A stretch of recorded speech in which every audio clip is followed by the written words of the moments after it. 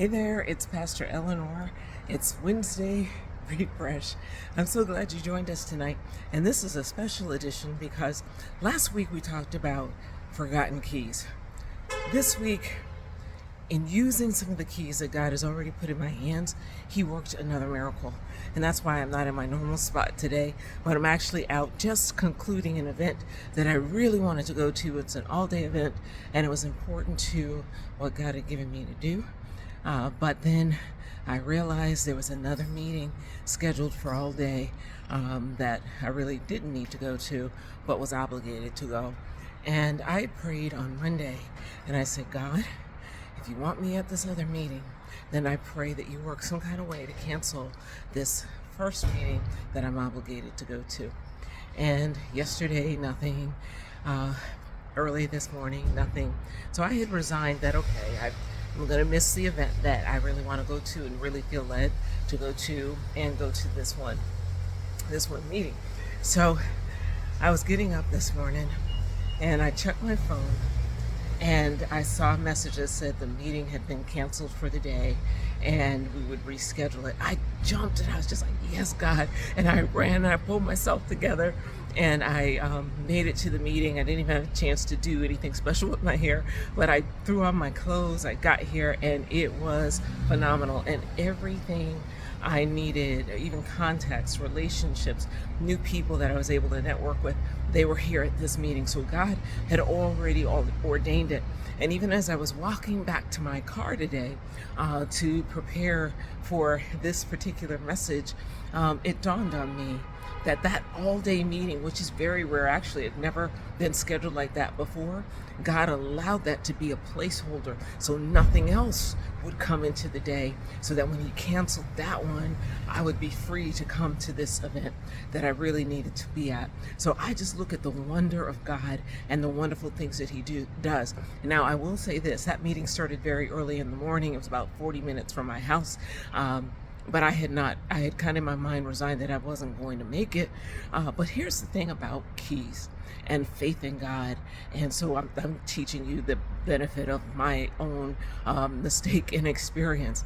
I still should have prepared and trusted and been on the lookout for God to have changed the schedule this morning so I didn't have to rush.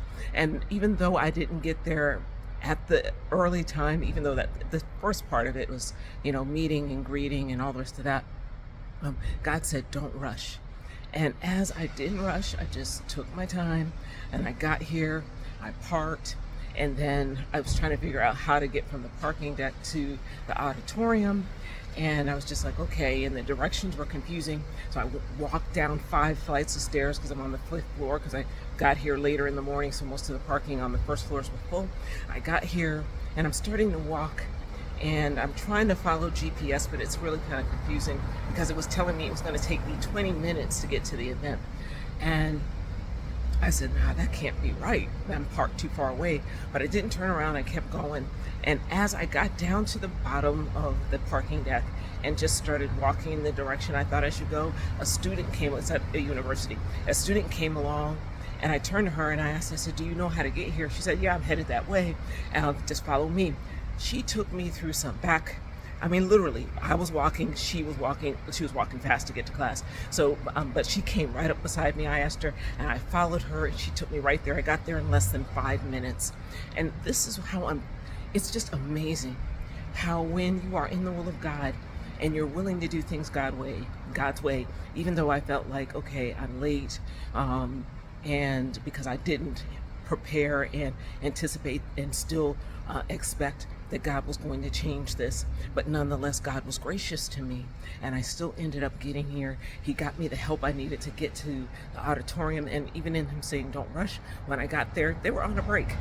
And so I just blended right in. I didn't have to walk into the auditorium by myself all late while somebody was talking. None of that. People were getting their snacks and their coffee and everything, and we all went in together.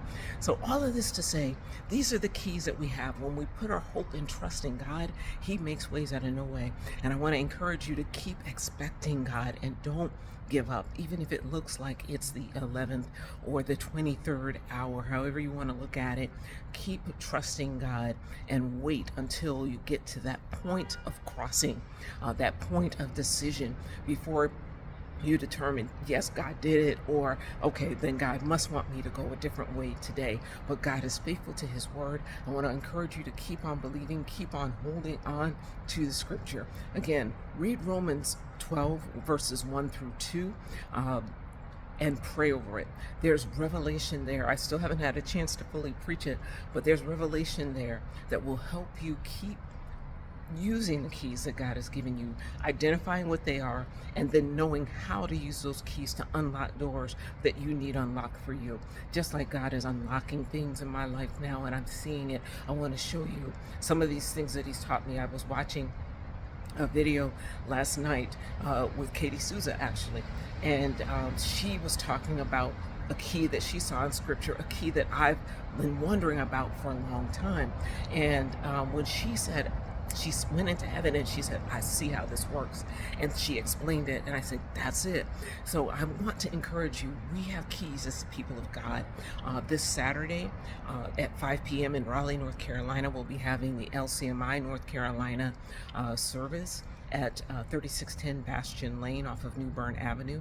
And I encourage you to come if you are in the area.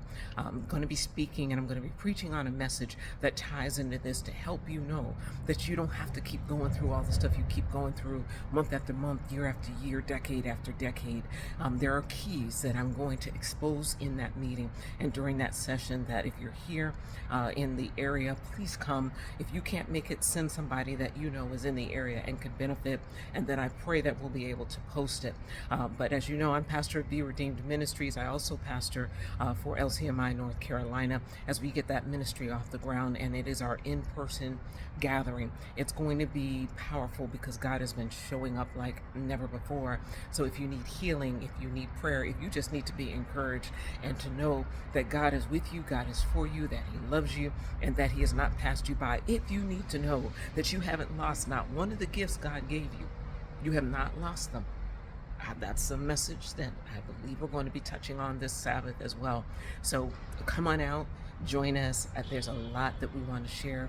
God is already moving. He's already there. He's waiting on us to arrive. 5 p.m. Saturday, February 28th is the exact date. Look forward to seeing you there. God bless you all. And remember, stay with God.